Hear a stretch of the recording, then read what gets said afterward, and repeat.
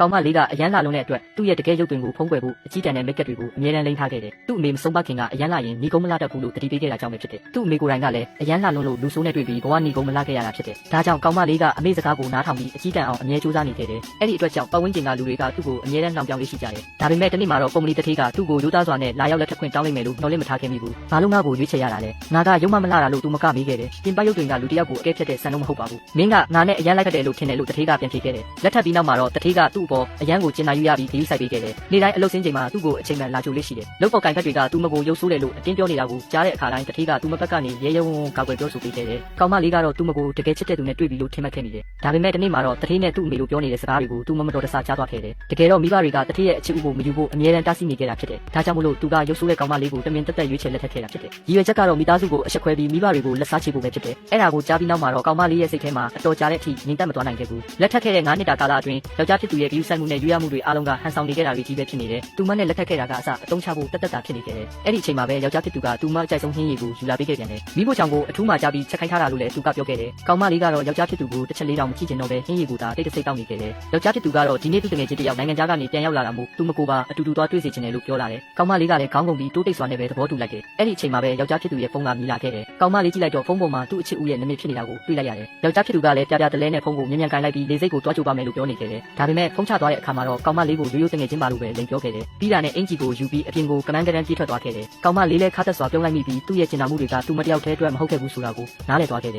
သူ့မှာပိုးပြီးအလေးထားရတဲ့အခြားသူတယောက်ရှိနေသေးတယ်ဆိုတာကိုပါသိလိုက်ရတယ်ကောင်းမလေးကယောက်ျားဖြစ်သူပေးထားတဲ့လိပ်စာအတိုင်းတငယ်ချင်းတွေကိုအဲ့ခံမဲ့ဟိုတယ်ကိုရောက်လာခဲ့တယ်ဒါပေမဲ့ယောက်ျားဖြစ်သူရဲ့တငယ်ချင်းတွေကသူမရဲ့ရုပ်ဆိုးမှုကိုဝိုင်းပြီးတောင်းပြောင်းနေခဲ့ကြတယ်တထေးကသူ့မကိုဘာလို့လက်ထပ်ခဲ့တာလဲဆိုတာကိုစဉ်းစားလို့တော့မရဘူးလို့လည်းပြောဆိုနေကြတယ်ကောင်းမလေးကယောက်ျားဖြစ်သူရဲ့မျက်နှာကိုထောက်ထားပြီးသူတို့ကိုဘာမှပြန်မပြောခဲ့ဘူးအဲ့ဒီအချိန်မှာပဲယောက်ျားဖြစ်သူကသူ့ရဲ့အချစ်ဦးကိုခေါ်ပြီးပြန်ရောက်လာခဲ့တယ်ဒါပေမဲ့တငယ်ချင်းတွေကသူ့မိန်းမကိုအနိုင်ကျင့်နေတာကိုမြင်လျက်နဲ့သူကမမြင်ချင်အောင်ဆောင်နေခဲ့တယ်ဘာလို့လဲဆိုတော့သူ့ရဲ့အာယုံဆိုင်မှုအားလုံးကအချစ်ဦးလေးအပေါ်မှာပဲရောက်နေလို့ဖြစ်တယ်တငယ်ချင်းတွေကလည်းအဲ့ဒီအချစ်ဦးလေးကိုတောင်းဖြတ်ကြိုးစွနေခဲ့ကြတယ်ကောင်းမလေးကတော့ချက်ချင်းပဲအစုံဖြားအကြဆုံးထောက်တနေရကိုတွန်းပို့ခံလိုက်ရတယ်ထိုင်ကုန်မှာထိုင်လိုက်တာနဲ့တတိုင်းနဲ့အချစ်ဦးလေးကသူ့မဝယ်လာပြီးတဲ့နက်တိုင်ကိုထုတ်ပြီးကြွားလုံးထုတ်ပြနေတယ်ပြီးတော့ယောက်ျားဖြစ်သူပတ်ထားတဲ့နက်တိုင်အဟောင်းကိုလည်းအလွယ်တကူပဲလွှင့်ပစ်လိုက်တယ်တကယ်တော့အဲ့ဒီနက်တိုင်ကကောင်းမလေးကသူ့ကိုမွေးနေ့လက်ဆောင်ဖြစ်ပေးထားခဲ့တာဖြစ်တယ်အဲ့ဒီတုန်းကသူကနောက်ဆိုရင်ကောင်းမလေးကိုပဲနက်တိုင်စီးပေးခိုင်းတော့မယ်လို့တောင်ကတိပေးခဲ့ဘူးလေကောင်းမလေးကတကယ်ကိုရိုးအလုံးအားကြီးခဲ့တယ်သူ့ရဲ့လိမ့်စင်တွေကိုတကယ်ယုံကြည်ခဲ့မိတယ်ကောင်းမလေးဝမ်းနဲ့စွာနဲ့ထွက်သွားတာကိုမြင်တော့ယောက်ျားဖြစ်သူကလိုက်သွားခြင်းပေမဲ့အချစ်ဦးလေးကတားထားလိုက်တယ်ကောင်းမလေးတယောက်တည်းရေချိုးကန်းထဲမှာတိတ်တဆိတ်ဝမ်းနဲ့ကြေကွဲနေခဲ့တယ်ဒါဟာကိုရုပ်ဆိုးနေလို့တက်တက်ကြောင်များလားလို့သူမတွေးနေမိတယ်အကယ်၍ကိုသာရုပ်ဆိုးအောင်ဆက်မဟန်ဆောင်တော့ဘူးဆိုရင်ရလက်တွေကပြောင်းလဲသွားနိုင်မလားလို့စဉ်းစားမိတယ်အဲ့ဒီအချိန်မှာပဲအချစ်ဦးလေးကတမင်တက်တက်ရောက်လာပြီးတထေးနဲ့သူ့ရဲ့တန်ရောစင်ကိုလာကြွနေခဲ့တယ်သူတို့နှစ်ယောက်ကအစကတည်းကပထမဆုံးအချစ်ဦးတွေဖြစ်တယ်လို့ပြောလာတယ်တထေးကသူ့မကိုလက်ထပ်ဖို့အတွက်တမိသားစုလုံးကိုတောင်စန့်ကျင်ခဲ့ဘူးလေလို့ဆိုတယ်ကောင်းမလေးလိုရုပ်ဆိုးတဲ့သူကသူ့မိမဖြစ်ဖို့လုံးဝမထိုက်တန်ဘူးလို့ပါစော်ကားပြောဆိုခဲ့တယ်အဲ့ဒါကြောင့်ကောင်းမလေးလည်းဒေါသထွက်ပြီးသူ့မပါကိုဖျက်ရိုက်လိုက်တယ်မထင်မှတ်ပဲအဲ့ဒီအချိန်မှာလိုက်ရှာနေတဲ့ယောက်ျားဖြစ်သူနဲ့အန်ကိုက်လာပတ်ပင်တိုးသွားတယ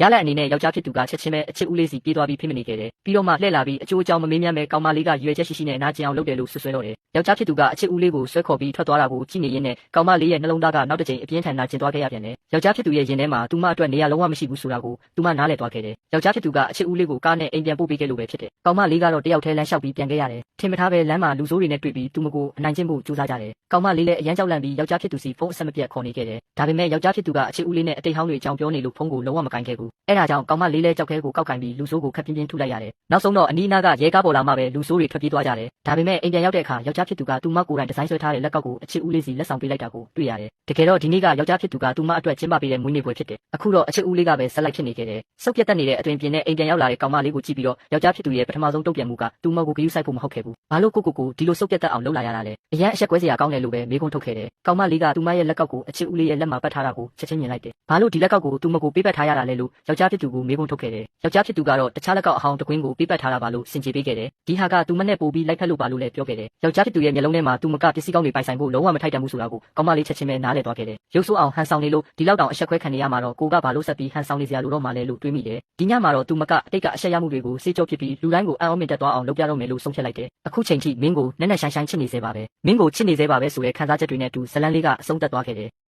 惊艳所有人。直到他苦苦地，到现在还是深深的深深